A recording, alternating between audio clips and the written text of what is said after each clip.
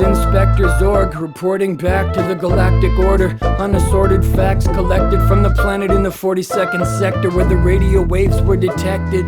As directed, I came to investigate it to see whether an intelligent civilization had emerged and determine whether it's worth establishing a diplomatic channel with Earth, which is still in its late juvenile phase and remains likely to self-annihilate. So I made an assessment of the entire range of the planet's native biological agents. The most common is a basic single-celled liquid dweller. Cells that stick together form colonies of trillions called bodies that develop from single-celled progeny. You already know natural selection designs organisms to maximize descendants, and the life forms here are no exception. All descended from a common ancestor, including one ape species that's an oddity. The radio waves came from his technology, and you're not gonna believe it on Beetlejuice, but these apes often choose not to reproduce. In fact, most of their time is wasted emanating strange noises from their faces instead of baby making sonic arrangements, of which this report is a demonstration. Can you see from space? Every species of ape comes from the same DNA. Genes rearranged cause they don't breed the same. Some genes make brains where memes compete and change. In these days, apes can see from space. This bipedal ape species, these humans don't even have tentacles like Beetlejuicians. Its limbs are modified fins and its jaws are just modified gill slits. It's a mammal.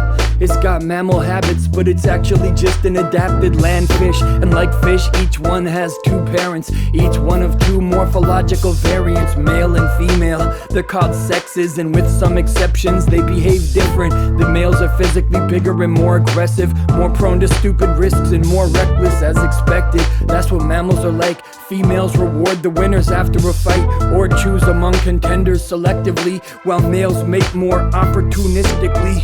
Except in these humans, females display too, and males do some choosing, especially when investing in offspring and long-term costly signaling of monogamy. Humans are odd things. I tried to determine whether each behavior comes from instinct or learning. Just don't ask them which is which.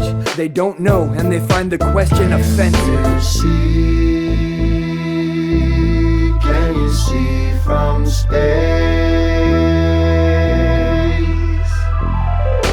Every species of ape comes from the same DNA. Genes rearranged cause they don't breed the same. Some genes make brains where memes compete and change. In these days, apes can see from space.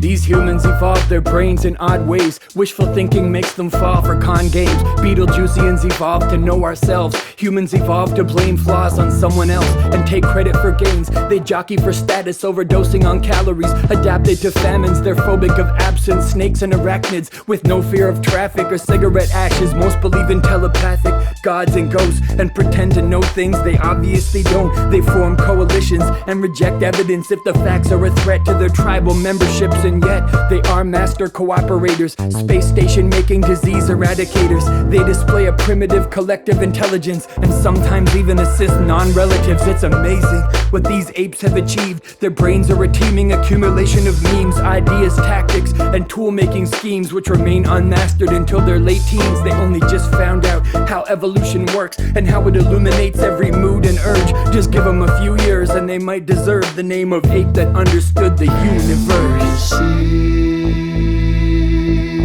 Can you see from space? Every species of ape comes from the same DNA. Genes rearranged cause they don't breed the same.